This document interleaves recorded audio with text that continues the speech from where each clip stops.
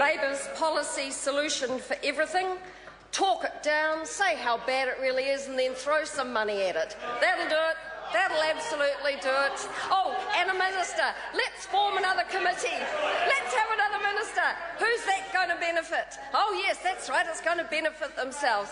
Mr. Speaker, do you think, or does one think, thank you, Mr. Speaker, that after flying in over South Canterbury's beautiful water storage facility, the Okua Dam, the highly productive dairy factories, one under full operation, one just about to be commissioned, flying over the most beautiful farms in South Canterbury with grain stores glistening down below, new sheds everywhere, including milking sheds, and landing at the Timaru Airport, and this happened last week, do you think that David Cunliffe apologised to South Canterbury at how badly their region is doing?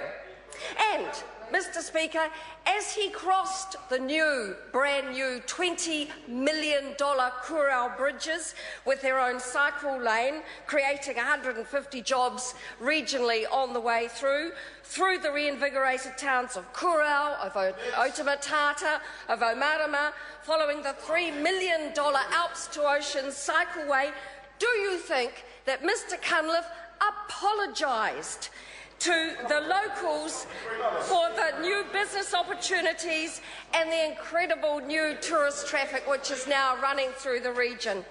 And do you think, after he recovered from his 2 days of man flu...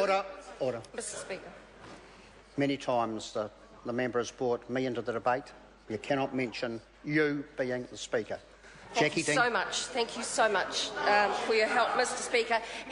And does the Speaker think, and do the members of the House think, that once Mr. Cunliffe did recover from his 2 days in Betty Byes with his man flu, that he enjoyed all the magnificence that Queenstown offers, from the restaurants to the magnificent high life to the skiing? And actually, I did hear some of my spies report to me that sometime last week there was seen on the slopes of Cardrona ski field a man in a red scarf desperately trying to be noticed. But do you think that... Oh, right. Thank you so much. Thank you so much. It's just that I'm so enthusiastic about the topic that I can't help myself but try and include the Speaker in the conversation, but I won't do that anymore. But does one think that Mr. Cunliffe then apologised to the people of Queenstown at how well their local economy was doing, with the expansion of the Queenstown Airport, with the commitment of Air New Zealand to bringing tourists, both domestic and international, into the region? And do you think he apologised to the wineries?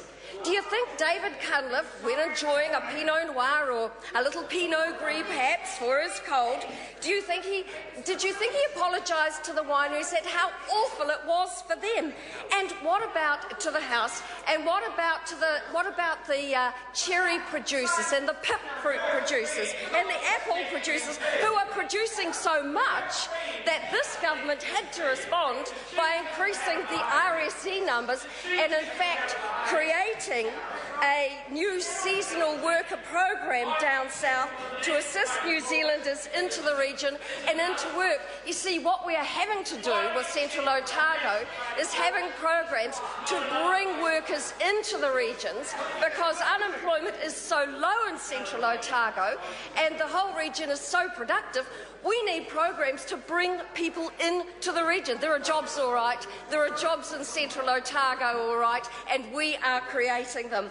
Mr. Speaker, David Cunliffe should apologise. David Cunliffe should apologise, because the South Canterbury and Otago regions are doing just fine. Mr. Speaker, things don't feel so hollowed out when the Winter Games or the Queenstown Winter Festival are in full swing, or when the BMX World Champs and the Wanaka Triathlon Festival are all supported by who? All supported by this government.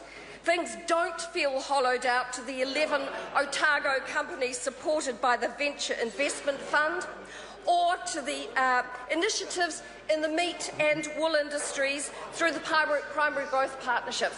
and or the towns of Queenstown?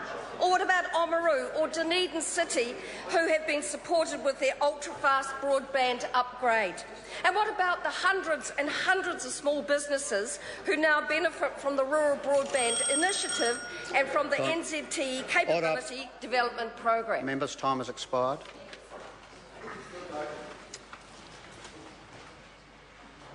As I further, I call Paul Goldsmith. Thank you, Mr. Speaker.